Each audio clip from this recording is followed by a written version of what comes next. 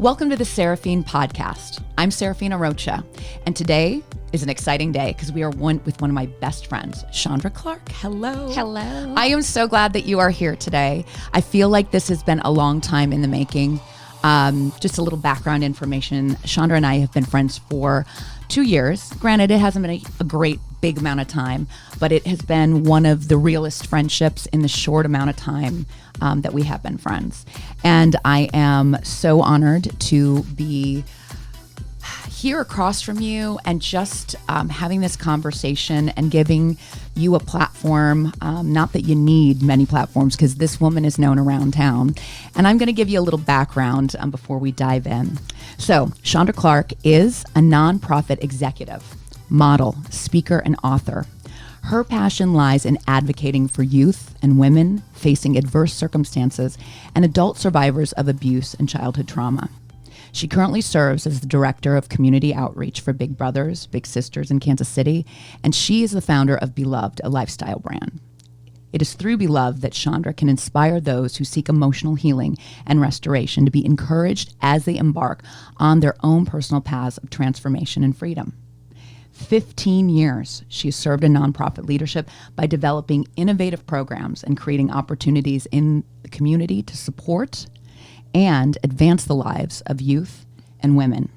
She has led several workshops and seminars focused on faith, self-esteem, and professional development. Chandra has been honored to receive numerous awards and recognitions, and just a few is the Athena Leadership Award from the Kansas City Chamber, the Top Connector in Education and Entrepreneurship from the Kauffman Foundation, and the Most Influential Women in Kansas City Business from the Kansas City Business Journal. These are nothing to bat eyelashes at here in this community. And today she received some pretty cool news. Yes, the Kansas City Business Journal featured an article about the Access Internship Program that I created for Big Brothers, Big Sisters, which really supports female and minority-owned small businesses while helping to prepare youth in Kansas City for the workforce. So it was great recognition at a time that we need to feel good, and we also know that we're doing good on behalf of the youth in our city. Yeah, I'm so impressed that you always keep the momentum going.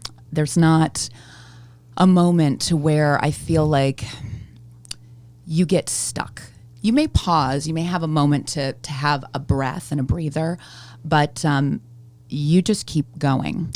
And I think that when you're in nonprofit, I can only imagine trying to find that ongoing burning flame of passion. So one of the things I've wanted to ask you is, what is your driving force behind your work in nonprofit?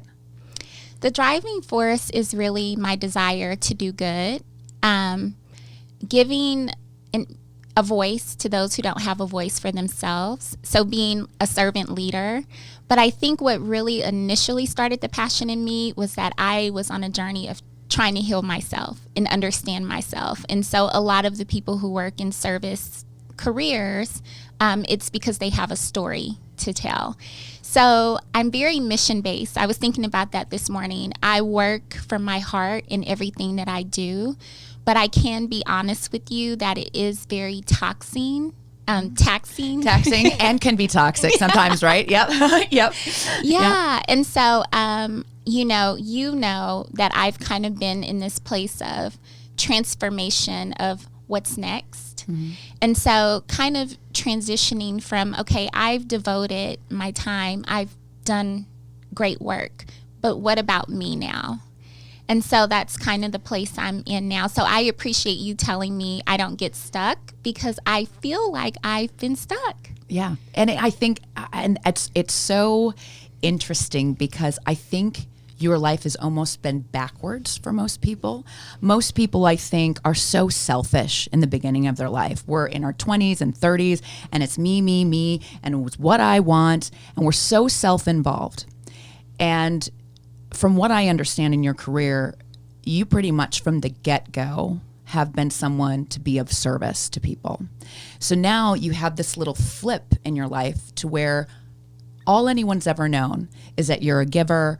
You've been a part of these nonprofit organizations, and having to flip the switch and being like, I still am going to do this, but guess what? I'd like to start to explore some things. So I guess, has this been the most challenging part of working a nonprofit? Because that was my next question. I mean, what have you faced personally of being, in some ways, almost like a civil servant, but then in the next ways, like being an advocate for women, and then sometimes to get up in front of a group of people and tell your story time and time again?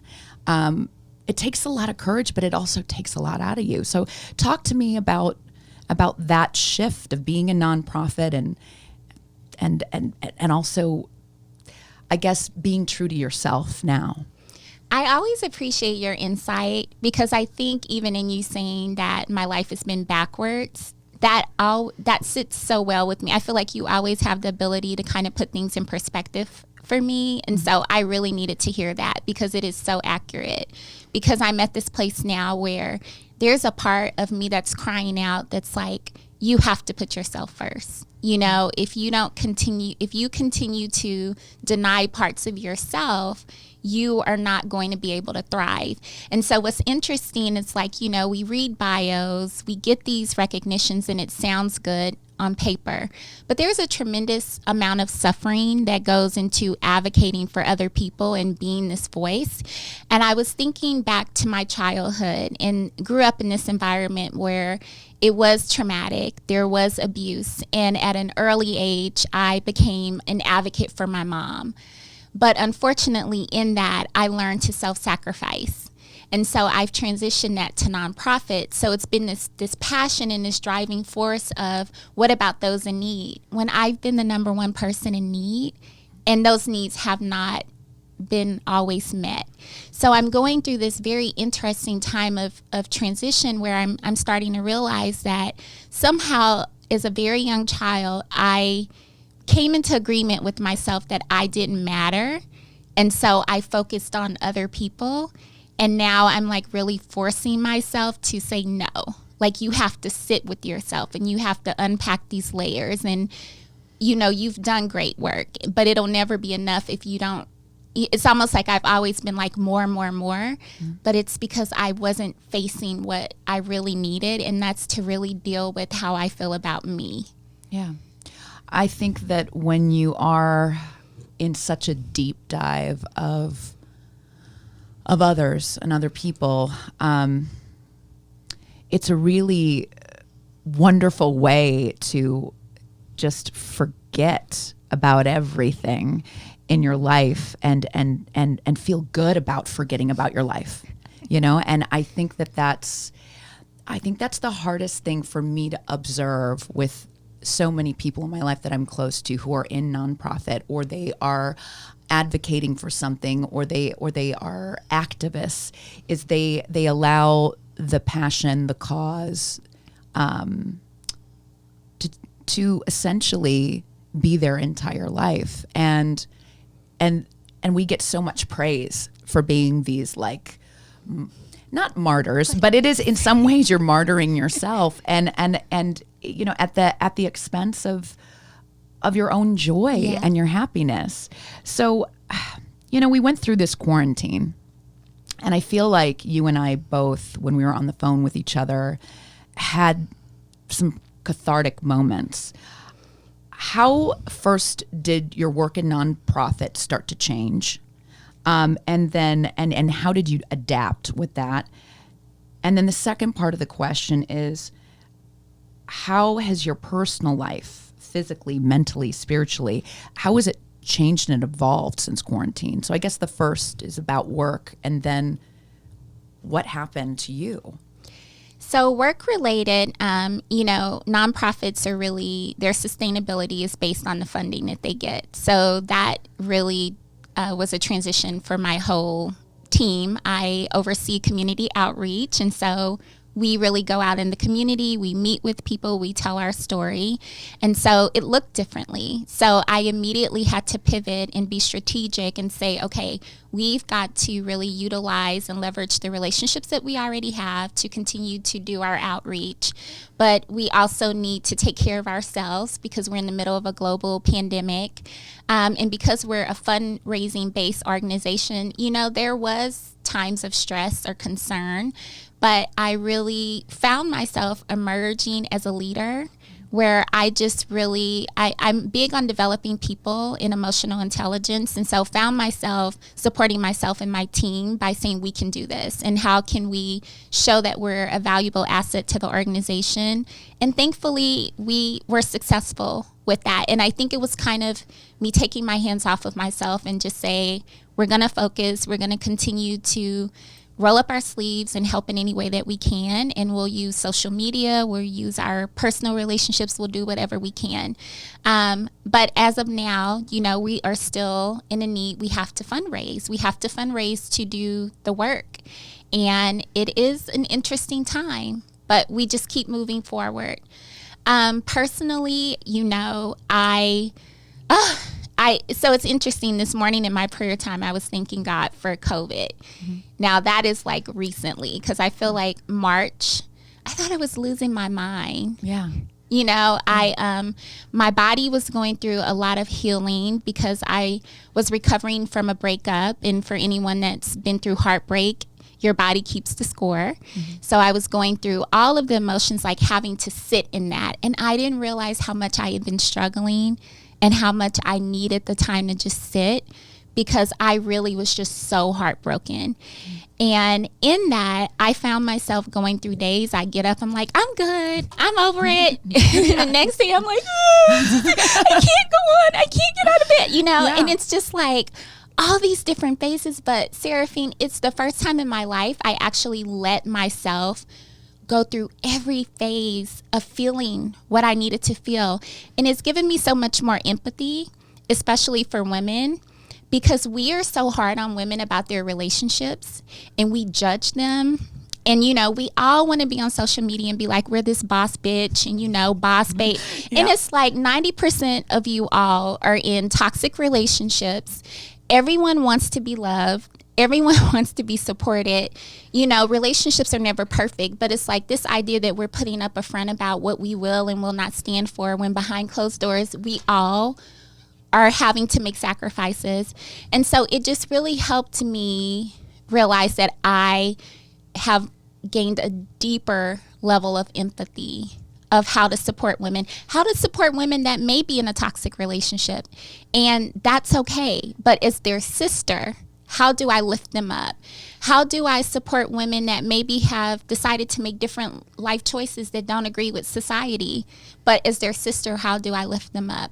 And then as me, a woman who's in her early 40s, you know, and going through this huge life transition, having to let go of someone that I saw as the love of my life and saying, I'm not going to disrespect myself to be in this was huge for me.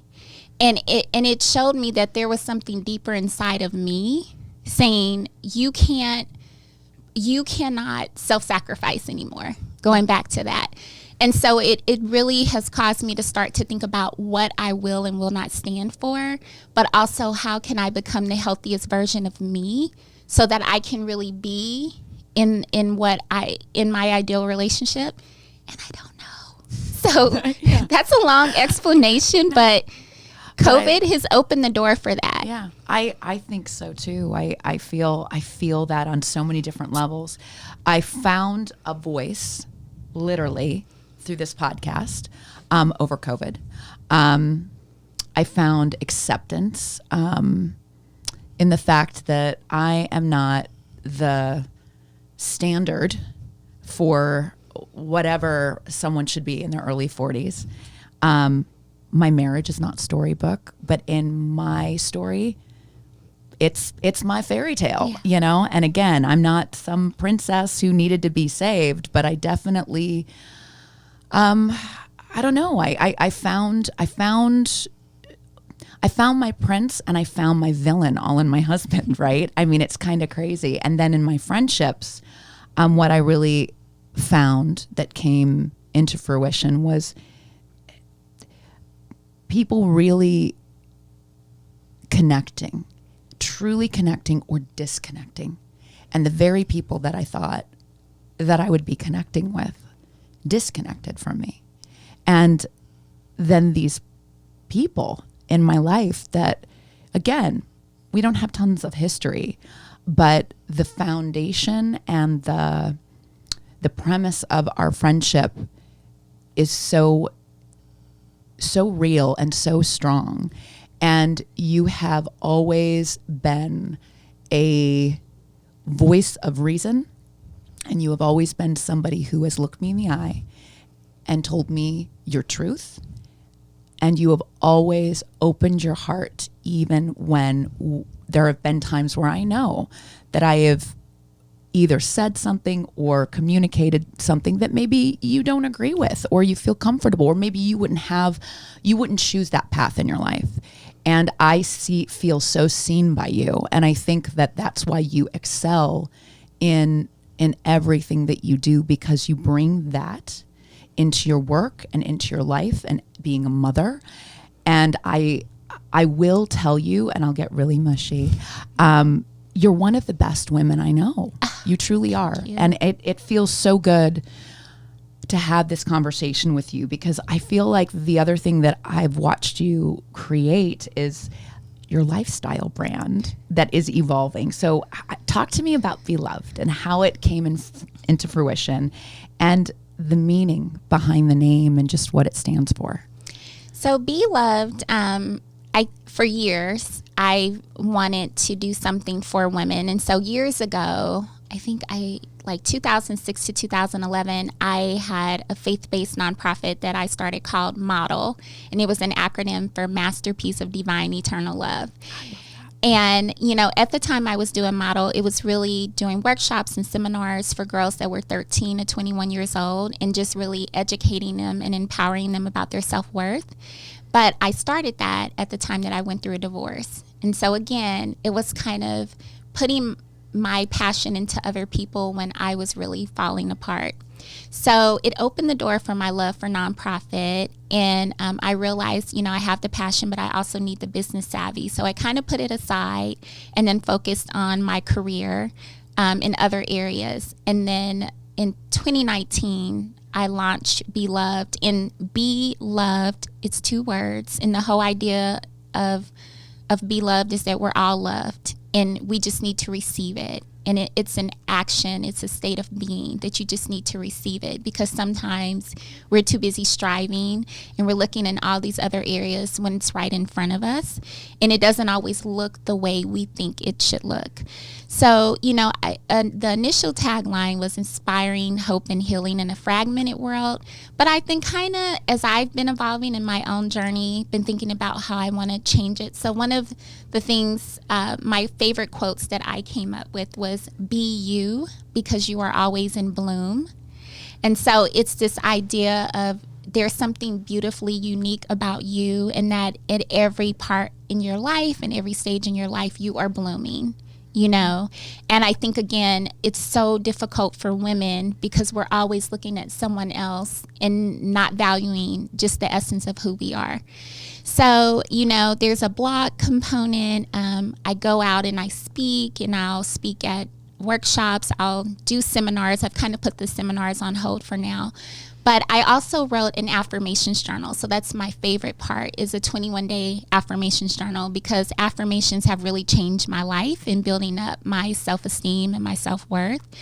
And so eventually I see myself, writing a book, doing more for young women. I want to do an affirmations journal just for teen girls. Mm-hmm.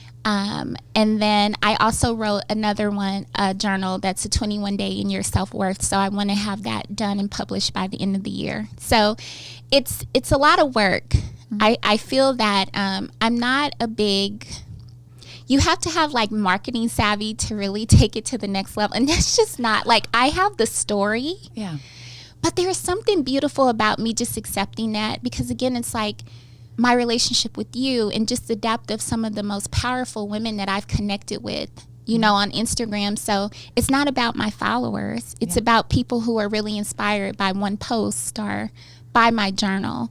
And so I'm kind of stepping aside and saying, okay, God, what do you want this to look like? Because I don't know, I can't see it from a divine perspective. I know there's something there, but I think the best thing that I can do right now is become the best version of me and share that openly and create a platform for other women to share their stories about how they are overcoming adversity and just owning their truth. And that's ultimately what I want Beloved to be. It's this feeling I get when you talk, and it's validation, because there are so many times where I'm surrounded by my husband's very alpha male, and I in the past have had relationships with what I want to call alpha females, and I think at the heart of who I am is I'm a softie. I'm the person who cries. I'm very sentimental, and I feel a little bit like Tinkerbell. Like, how like if you clap for Tinkerbell, she gets brighter and brighter, right? And that's been my whole existence. But I've done it in this lens of more of like the boss babe. Like I need to be, I was ashamed that I was like this crier and this person who wanted to be perceived as perfect. So, we're both at that age to where we had a youth that wasn't immersed in social media. We weren't completely defined by the likes, the followers, how many people commented. But then we were young enough to get involved, and on one hand I love social media because it does allow us to connect with people, but it also is heartbreaking to me because those feelings I had as an awkward girl in high school who was like, I wanted to be a pretty girl, but I was also kind of a theater nerd and I loved The Cure. But I wanted to be a cheerleader, and my parents didn't want me to be a cheerleader. Like all of those things that are they should be like so gone. I'm 43, but like Instagram and social media, and the fact that I can't even do a TikTok dance for the life of me. I'm like, it's amazing how I have to check in with myself. And you're one of those people that helps me check in and be like, does it really matter to you? Yeah. Do you really, is it going to matter if you have 20,000 people like your picture that don't even know you, And I think that that's where the foundation of the work that we're doing, whether it be this podcast, whether it be Beloved, it is based on, we don't need a million claps. We just want to resonate with one or two people. And we hope that it just goes from there. Yeah. So what are you looking forward to with Beloved in this next year? What are you hoping you're going to be seeing? So, I'm hoping to hear from women to say, I really loved your heartfelt blog post. I want to continue to hear that. I would like to do a workshop for teen girls for Valentine's Day 2021 called Bloom, or Love and Bloom. Valentine's Day is my favorite holiday, but again, going through heartbreak and understanding it can be a really difficult time. And so I really want to inspire young women to to have something positive to look forward to. So kind of this idea of aligning pain with purpose, But I just want to continue to have opportunities, even with my work with professional development, of having organic conversations about people bringing their whole selves to work, about people feeling safe at work, about people feeling valued and celebrated. And so being in those spaces where I'm, on panels, I'm leading workshops, whatever opportunities open up. But it's so interesting because even things like this that are just, it's not anything that I sought out. I'm learning that things are much better aligned when I take my hands off and stop trying to prove myself. So it's interesting, but what I'm looking forward to in this next year with Beloved is taking my hands off, stop trying to prove myself, and just seeing how it will, like you being Tinkerbell, just how it will be blessed with the favor, and it has nothing to do with anything that I've done. And I think that's the beautiful part about evolving. Yeah. So I'm going to go a little bit on what I call the, we're getting deep. We're getting a little bit, I don't know. It's this podcast for me when I started, Seraphine was supposed to be this play off of my name, Seraphine, which is angel, right? And fiend, because, I'm always fiending for more, wanting this or that. And then also fiend, if you look up in the dictionary, is like, can be a devil. It's literally like the devil and the angel on your shoulder. So I thought about interviewing people excellent in their field, talking about like their angels and devils through their life.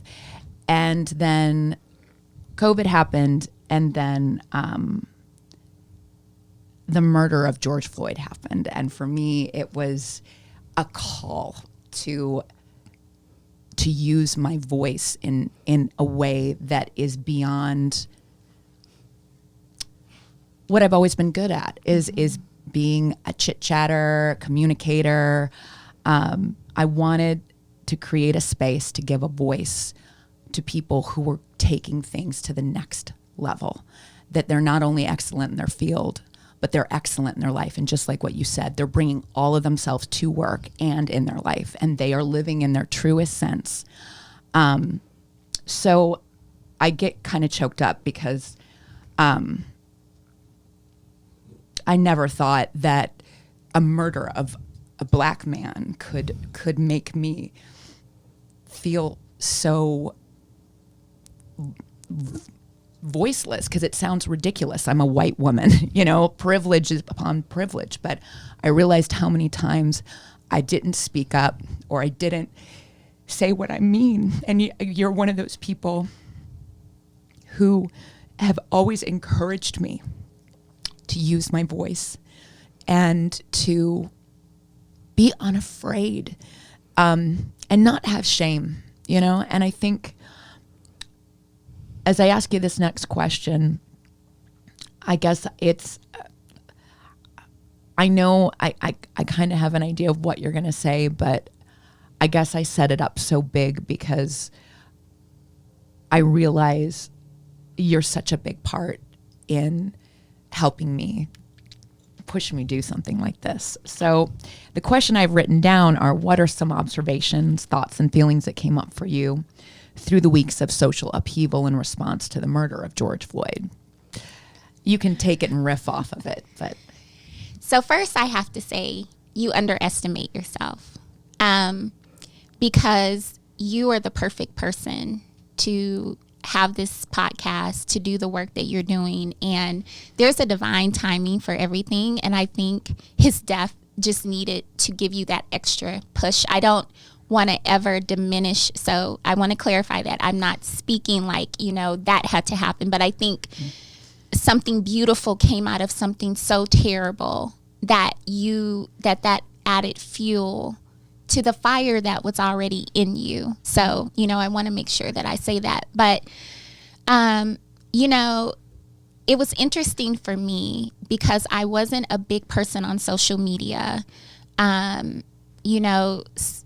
sharing a lot of my emotions on social media. I didn't do a lot of that. And, I've shared with you my story. I grew up in Louisiana until I was 10. So it was very segregated. But I had a sense of pride in who I was being in the South. And so I didn't really struggle with assimilation until I moved to Missouri because it was hidden. And I think what his death did for me is helped me to realize how much I have shrunk back, of who I am and just the pride of who I am as a Black woman. I think also in the workforce, allowing other people to tell me who I am. I think as a single mom, a struggling single mom trying to build her career, looking at white society and saying, this is the American dream, when that was never going to be something that I can attain. And it was never anything that I should have strived for. So it sparked a lot of emotion in me, but I can be honest with you that in a sense I was annoyed with a lot of the people, white people, who all of a sudden, you know, we got to do something. It's like Black people suffer every day. And if you're one of my friends, you mean to tell me you're just now getting that we suffer and that we go through these things? And I know that there's something about seeing the death on video, right? But I guess for me, it's like we're dying in so many different ways. And all of a sudden, the world is stopping because, you know, we got to rise up. And I'm like, no. And I guess my thing is, how sincere? Like, is this because it's popular right now or because you really want to enact change? Because I always go beyond race. I am about human dignity and human rights at the core. So how can anyone allow someone to be mistreated because of the color of their skin and turn a blind eye to that? And just because now it's public, we've all been turning a blind eye. I, as a Black woman, could be doing more. So if I'm saying this, I know we all could be. But all of a sudden it's a video and everyone's upset and we need to put it on LinkedIn and we need to put it on Instagram and Facebook and we need to hold these campaigns. And it's like, no, I just wasn't moved by it. I was heartbroken for him and heartbroken to me in the sense that he had to be the sacrificial lamb. Mm-hmm.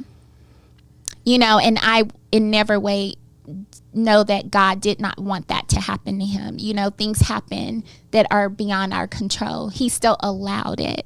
You know, I'm a person of faith, so I always go back to God. But it was a terrible, terrible tragedy that should have never happened. And all of a sudden, I still think in a sense people were making it about them. Yeah.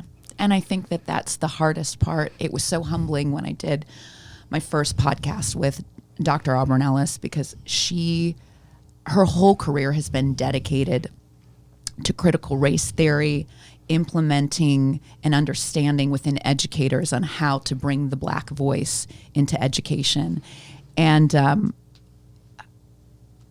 I found myself when I was setting up questions and talking to her, just stumbling over every word and question because there was so much I knew that I didn't know and how much I had to make up for. And having her tell me and gave me permission, because there's been so much talk about when, as white people, we are processing this, to not go to your Black friend and be like, oh my God, what's happening?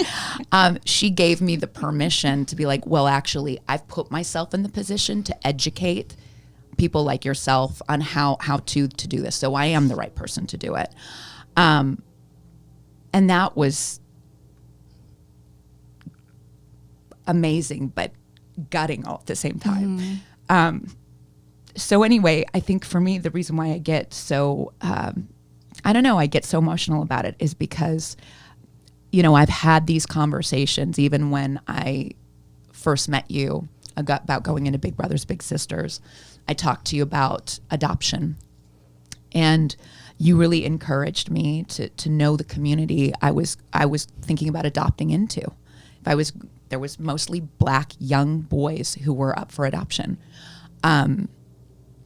And then this feeling of like diving into the white savior movement, all of these things that you're like looking into, and you're like, you want to make the steps and the strides mean something. But in the next breath, there are so many stumbling blocks and so many educational points where you're like, oh God, I thought I knew this, but guess what? I don't know this, and I have to humble myself. And it's hard when you pride yourself on being this open-hearted, all loving person, because when it comes to the forefront, that actually you do have prejudice in you because it has been ingrained in our society. It's tough. And what I love is that I have the kind of friends who have let me stumble and haven't let me fall to where like they're like, ha ha ha. But in the next breath, they're not sacrificing themselves either, because I need to feel it. I need to feel that. So I guess the next question I have is, are there conversations that you're having more or less of since the social upheaval and the protests? And what would you actually like to see or hear more or less of within your community in regards to specifically Black youth? So I think the conversations that I'm having are, why now? Mm-hmm. I want everyone to think about, why now? Mm-hmm. When I think about a lot of the pain and the heartbreak, I think that I've carried the shame as a Black woman, right? As a Black woman going through a divorce at the age of 30 and really fighting for my daughter and trying to fight to have income and all these, the stresses that I went through and the unnecessary pressure that I put on myself when I wasn't realizing that I was in a society that I was comparing myself to a white woman, and it was never going to look the same. And even putting my daughter in a suburban school district, thinking that that was the better choice for her when it wasn't. So, I think of all the things, the painful things that I've gone through, the recovery that my daughter has to go through now, and how much I was just trying to survive. And so, my conversations are, why now? And I do want to say this really quickly. I think for you is you understanding that I could not be who I am without you. Your Black friends could not be who they are without you. And so all that people need is your heart and your desire to be an ally and an advocate. There's only so much you can do. And I think it's unrealistic to go down this rabbit hole of guilt. And everyone's going to have different views, but maybe because I know you, it's the fact that you are doing this podcast, that you are asking hard questions, that you are out there protesting. And that is because that's who you are. So those are the conversations. And honestly, I had so many people, are you okay? And I'm like, were you worried about if I was okay? When my daughter was acting a fool, or you know what I mean? Like all of a sudden it's like, let me ask my Black friend if she's okay. And I'm it was annoying. So that's one part. Totally. And I the other thing that strikes me of what you're saying too is I think about your childhood. Mm-hmm. I think about what you went through in your divorce. I think about being with your daughter, Jada, and her saying, my mom is so perfect. I don't think I'll ever be like her. And that sense of, are you okay every day? And me having that frustration of knowing when you put one foot in front of the other, you do it in a way with your head held high and you have the best intentions. And it's so interesting to see someone as beautiful and striking as yourself. And we've both had conversations about being misjudged for having an appearance that looks vain or vapid, or how could she even have a deep thought in her body? How could this woman have any pain? Because she wears her posture so tall and her lashes, like all of those things that you bat those lashes and those eyes don't see a tear. And how within your own community, your fellow Black sisters have been hard on you. And it's just like that feeling of, how do you win? So my question from there is, how has your parenting changed? How have you become the mother that you wish? I guess I love my mother, but there are things that, I'm sorry, Mom, that there are things that I wish she would have been better at. And when I think about me as a mothering personality, I guess I'm asking you, what has changed from when you first had Jada, evolving now to the woman you are? What kind of message, what kind of example do you want to be for her as this beautiful Black woman that she sees as so perfect? You know, when you say that about her saying that she sees me as perfect, it just amazes me because I feel like Jada projects all of everything she doesn't like about her life onto me because I'm that safe space. But I can be honest with you, like I'm going through a transition with her right now. You know, she's 19, she's trying to find herself, and I'm trying to give her the space to do that.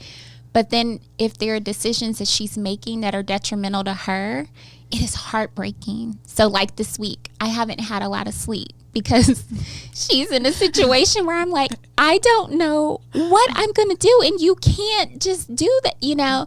And so it's been like, I have to forgive myself for everything that I wasn't.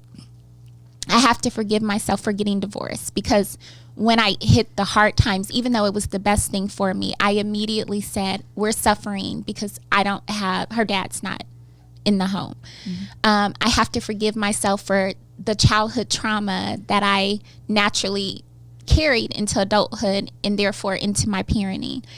And I know that Jada knows that I love her more than anything. But I am still a human person who has broken pieces that are every day trying to be put back together. And so what I want for her, and I tell her, is there's nothing that she could tell me that would make me not love her. I want her to always be honest with herself about her feelings and her desires. But the number one thing I want for her is to know her value and her worth. And I think she watched me struggle with that. And so what I've been fighting for myself is also that she watches me own it. Now, the interesting part is there's a level of resentment that she has in me coming into the knowledge of it. Yeah. Because it's like she can't work her plans the way she used to when I was down and out, you know? And so it's this crazy part of in owning my own self-worth and really learning to love myself, I'm having to let go of the person who means the most to me when she, in fact, had been capitalizing off those areas. It's just so interesting. It is. And it's so complicated. Yeah. It's so complicated. I mean, now just my own relationship with my mother and this sense of forgiveness, this sense of understanding and empathy. I used to be the person where, you know, when me and my husband would fight and he's like, you're just like your mother, you know, I would flip the fuck out and I'd be like, I'm nothing like her. And now embracing that all the good things of my mother I am, and all of the things that I need to work on, at least she's my mirror in saying, okay, I see how she is playing this, and if I come across as that, I do not want to be anything like that. But at the end of the day, I think you are doing really fantastic at being a mother. Thank you. Right? We know how to go there. So if you're going to give advice to mothers in general, and then specifically to Black mothers, what would your advice be? If I were to give advice to mothers, it would be that the best value that they could give their children would be for them to become whole and healed and get the support and the resources that they need to really be their best selves and to ask for help when they need it. I think that there needs to be more to support moms, but I am a huge proponent for mental health. And I think that when you've gone through just pain and heartbreak and trauma, it takes a toll on your mental health. And then it's these unrealistic expectations of mothers that they have to be perfect. So I think, you know, if I could say 3 things, moms need to support one another. Moms need to ask for help when they need it. And moms need to, number one, be okay with rebuilding their lives and knowing that it's not selfish for them to take care of themselves. You know, like when you're on the airplane, they tell you to put on your mask first. That's so important. I think for Black women, it's so important that we really are loving and kind towards one another. And that really starts with our view of self. And I was thinking about this yesterday in regards to Black men. it's just this institutionalized, just the disrespect and the way Black men have been treated, and the way back to slavery times that, you know, families were torn apart, right? And so it's all been a setup that it just trickled down from generation to generation. And then naturally that affects Black women. And so at the core, you know, we're these beautiful, vibrant beings who in some ways are so afraid to say that we're hurting and that we need support because that looks weak. And for me, your strength is your ability to say, I don't have it all together and I need guidance and I need help. So there's just so much that I want to do for Black women and specifically moms. But number one, I got to get myself together. Yeah. That really resonates. That really resonates with me, because when I think of my mother's generation, they came from the end of World War II. And, you know, her mother was like, well, we survived a world war. Like, you've got the world at your fingertips and you can do anything you want to do. But instead, because of free love movement and all, again, the 60s, the 70s, we're told the women's movement, again, so much social upheaval, giving this fire in us to not only say we can do anything, that we had to do everything. So I watched my mom, a mother of 4, try to get a master's degree. She married a man who he's a Middle Eastern man. And, you know, there's a lot that go with a Middle Eastern man, just like with Black men. It's like, there's actually a big difference, but there's still that kind of like, And I watched this woman who was this artistic, free soul have to spin all these plates. And how unfair. And then you take it to that next level to where I'm reading more and more literature about Black women. And what you just said about from the very start of Black families here in the States, it's been tearing families apart. And you have to have this stiff upper lip. And we give you the stereotype of you got to be strong, badass, you know, God forbid there's vulnerability. You're too loud, you're too this. It's like, it's hard enough to watch women in general try to spin all the plates, but it's even more heartbreaking when vulnerability and asking for help is seen as weak. And I think that is something that we all as women and the men who love the women in their life need to understand. It's a tough thing to understand and to comprehend, but it needs to happen now, I think. So faith has always been a big part of our conversations, and your faith in God is, it's one of the most inspiring for me, because I had kind of a weird past with it, because I was in the Midwest in churches that were a little bit much, and it was up and down. My parents wanted to go to church, but then they were like, oh. And you were somebody who kind of reintroduced in me, like, yeah, your faith in God, it's your relationship with God. And you help me bring it back in a way that is more personal. I guess what I'd like to ask you now is, how has your faith in God played a role in your life? And has it ever faltered? So it's so interesting, because my faith in God is definitely a relationship, which means that there are times that I just love God. And there are times like I'm like, I hate you. You don't care about me. You don't care about my life. You don't see me, you know. And it's so interesting, because I love to share about being a person of faith, but I'm not a religious person.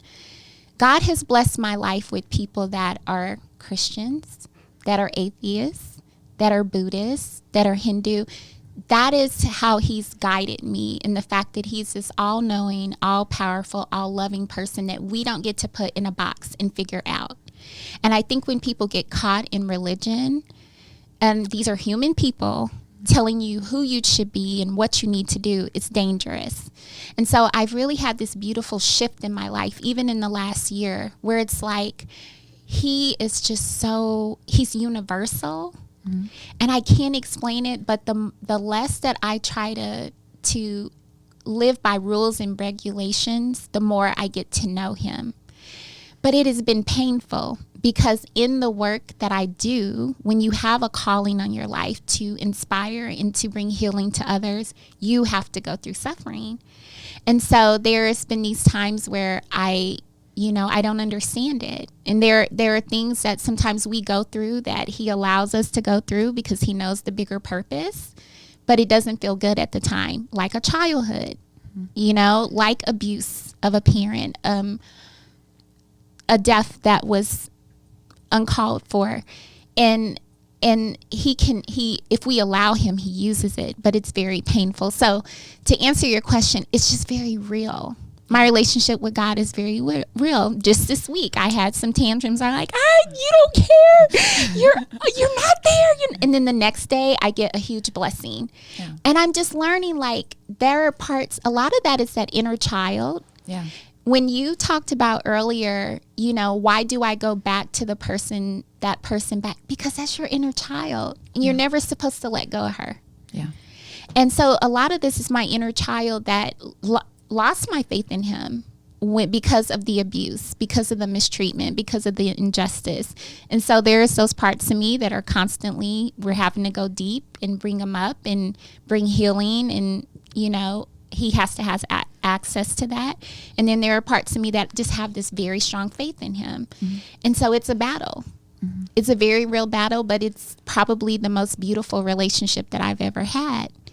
And so, my faith has faltered, whether it's what I'm going through with my daughter right now. And I'm just like, or even like, I feel like I'm in this place now where it's like in my desire for love, in the type of companion that I want.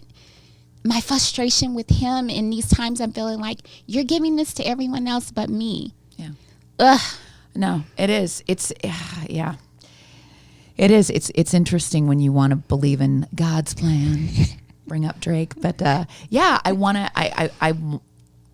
I want to sometimes just sit down at dinner with God and be like, "What the hell are you thinking?" That actually leads me to my next question. If you could have dinner, aside with the big man, or the big woman, or the big being, 3 people alive or dead, to just pick their brains and have dinner conversation with, who would they be? So 1 would be Jesus. 2 would be, there's a story in the Bible of a woman who was at a well, mm-hmm. who her encounter with Jesus changed her life, but she was branded by society as just this harlot and person that they had written off. So I'd love to talk with her. And then I think 3rd,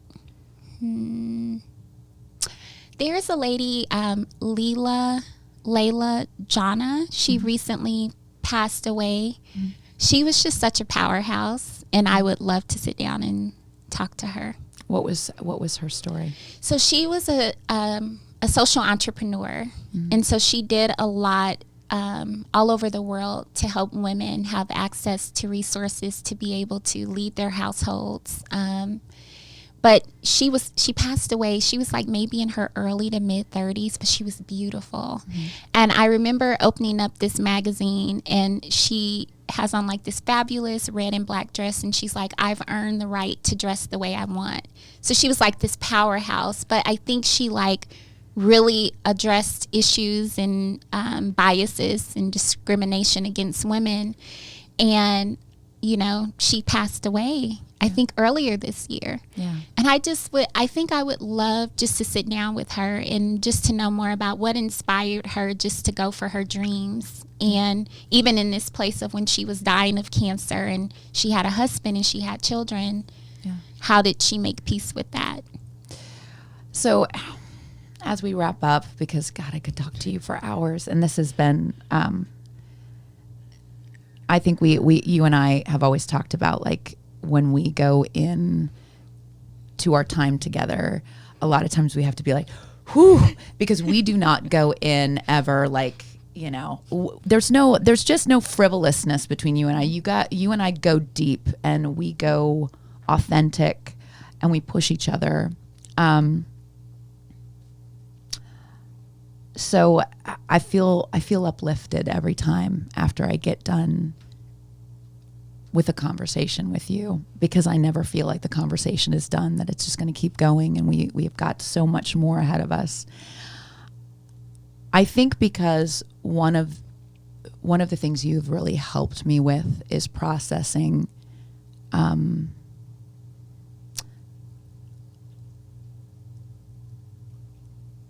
forgiveness, and when you've been hurt by someone, whether it's abuse or it is neglect or it is whatever has wronged you.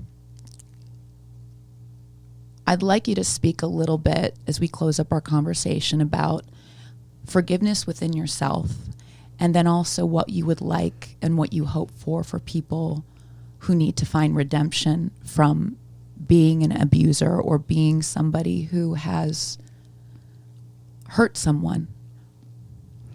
I love what you said about, I always feel like, okay, you know you're amazing. Also because you're a spirit. I just feel like you flow on such a higher level. But yes, I think the forgiveness really starts with yourself. Mm-hmm. I again have been going through this thing with my daughter, and just shame I still carry for my divorce, which has affected how I'm able to see myself in a future relationship that I didn't even know was there. And everything that I'm going through now comes down to me letting myself off the hook. And I think because I was abused at such a young age, I learned to have these unrealistic expectations of myself, because children, when they're abused, it has to make sense. So you say that it's your fault. And so I've always had these unrealistic expectations of myself, and in a sense, attracting abusers because it's how I treated myself. So I'm in this really fragile place of needing to forgive myself and needing to let myself off the hook.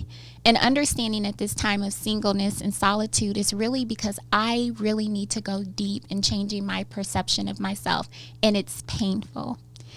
And so as I walk through me first now, what's best for me now, I need to get into that deep sense of connection with myself, forgiving myself, releasing myself from the past, giving myself the freedom to make mistakes and then to move forward too. Then I can move on to forgiving others. I think for those who have been the abusers and who have hurt others, it's so important. Again, I think that people have to ask for help. I think that people have to be self-reflective enough to know that they have issues that they need help with. But I think the reality is a lot of people are not going to do the work. Because I talk to you about this all the time, and you've helped me have balance, because I'm the queen of doing work. And I'm like, I'm tired. I need a vacation. And I remember you just telling me, like, you can let yourself off the hook. And so now I'm at this place where I'm excited, because I'm like, you know what? I'm always going to be healing. Mm-hmm. There's always going to be something that comes about. But I should be enjoying my life. And if I'm trying to heal to become this perfect person that I've decided that I have to become before I can really enjoy my life, that's just a detriment to myself. Yeah. So I think everything just comes back to people taking the journey of learning who they are and loving who they are, their wounded parts, their unwounded parts, and just accepting the beauty of who they are. And then I think that will free up everything else. I love you. I love you too. I really do. I love what you've taught me about myself. I love the way you're there for me. I love the insight you give, and just the grace you have in being humble and showing all the good and the bad. And I'm so thankful You know, if I talk about the angel and the devil on my shoulder, you are definitely one of my angels that reminds me that, you know what, the devil comes and goes, but you know what, you know, it's listening to that inner voice and knowing that every chance it's a moment, a second, a day, a month, whatever, to learn how to be just better at this life. And again, every so often, just let us breathe and be like, all right, I'm doing all right. So thank you for being that person in my life. I'm so glad that you came today. For people who want to maybe get more of you, where can they find you on social media? And if you have any upcoming events with Big Brothers Big Sisters, anything. So people can find me on Instagram at belovedkc, our Beloved's website, which is belovedkc.org. So very simple. We don't have any upcoming events. I think the biggest thing for Big Brothers Big Sisters right now is just supporting our Summer Bowl fundraiser. And, you know, if people are just interested in giving a one-time donation, we always appreciate it. But I have to say this to you. I'm just so proud of you. And you know I love you. But I think you just need to give yourself credit for everything that you're doing, because this is amazing and you're such an advocate and a supporter of women. And I've watched you go into deep parts of yourself, because I love that you're glam. I'm like, she's my Hollywood friend in Kansas City. Like, I love that about you, but I love the part of you that would cry with me and cheer me on. And so you deserve this platform, and I just think you need to know that. Thank you. That means so much coming from you. Well, on that note, this is my friend. This is, to me, a pillar of our community for here in Kansas City. And God knows, I keep telling her, I think she's going to be running for president. I swear to God. But anyway, I don't know how to end this except just saying thank you. Thank you so much. And thank you for joining me for another episode of the Seraphine Podcast.